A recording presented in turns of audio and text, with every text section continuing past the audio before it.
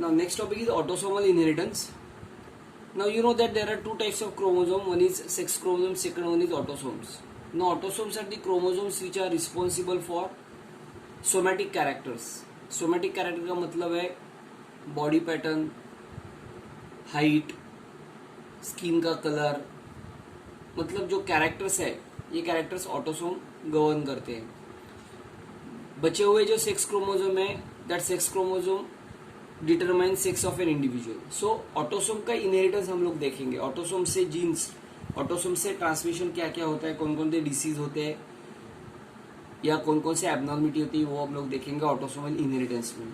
So human somatic that is diploid cell contain 23 pairs of chromosome. Diploid cell में 23 pairs of chromosome होते हैं. They can be divided functionally as a autosome and sex chromosome. जो sex autosome और sex chromosome में divide होता है. A single pair of chromosome is involved in sex determination and remaining 22 pairs are called as autosomes. The autosomes control a variety of trait other than sex. Sex छोड़ के मतलब individual mail है कि female है वो छोड़ के सब ट्रेड ऑटोसोम कंट्रोल करता है. This traits are called autosome linked trait, जिसको हम लोग ऑटोसोमल लिंक ट्रेड बोलते हैं. So transmission of body characters other than the sex-linked trait from parents to their offspring through autosomes are called as autosomal inheritance. Sex-linked trait छोड़ के autosome से जो character transmit होते हैं पेरेंट्स से offspring तक थ्रू ऑटोसोम, इसको हम लोग बोलते हैं autosomal inheritance. Now some characters are influenced by dominant genes while some are recessive gene present on the autosomes. Autosome के ऊपर कोई डोमिनेंट जीन है, कोई रिसेसिव जीन है. ना डोमिनेंट जीन मतलब वो जीन जो अपना कैरेक्टर्स एक्सप्रेस करते हैं, और recessive genes are those genes which are not express their characters. खुद का कैरेक्टर्स वो एक्सप्रेस नहीं कर सकते मतलब डोमिनेंट की होने की वजह से उनका कैरेक्टर सप्रेस होता है, और सप्रेस होने की वजह से डोमिनेंट अपना कैरेक्टर दिखाता है, रिसेसिव अपना कैरेक्टर नहीं दिखाता है. Now autosomal dominant traits like widow's peak and Huntington's disease. Autosomal recessive traits ये डोमिनेंट ट्रेड्स है ऑटोसोम के. ऑटोसोम के रिसेसिव ट्रेड्स है phenylketonuria, cystic fibrosis and sickle cell anaemia. So first हम लोग देखेंगे विडोपिक.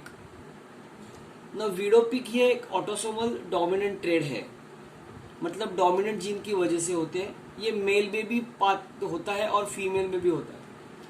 Now a prominent V shape hair line, ये क्या है, ये हेड के ऊपर वी शेप हेयर लाइन होता है विडोपिक के ऊपर, विडोपिक में. So V shape hair line on forehead is describe as widow's peak. इसको हम लोग विडोपिक बोलते हैं. It is determined by autosomal dominant gene. ये विडोपिक में ऑटोसोमल डोमिनेंट जीन होते हैं जो ये एक्सप्रेस करते हैं. So widow's peak occur in homozygous dominant, either उसमें कैपिटल टी कैपिटल डब्ल्यू रहेंगे, या हेट्रोजाइगस इंडिविजुअल मतलब कैपिटल डब्ल्यू स्मॉल डब्ल्यू रहेंगे.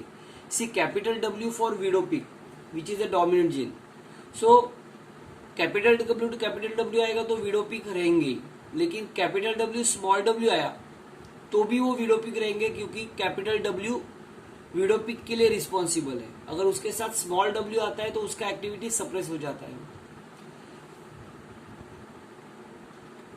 Now individual with homozygous recessive small W genotype have straight hair line मतलब नो विडोपिक. अगर capital W आएगा या capital W small W आएगा तो विडोपिक आएगा.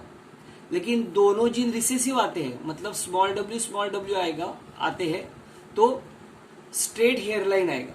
So there is a no widow's peak. Now both male and female have equal chances of inheritance.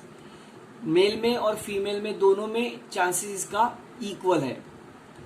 अगर हम लोग डायग्राम के माध्यम से देखते हैं तो आपको पहला जो डायग्राम दिखाई देगा वो विडोपिक का है, जिसके ऊपर वी शेप हेयरलाइन है, हम लोग जिसको विडोपिक बोलते हैं.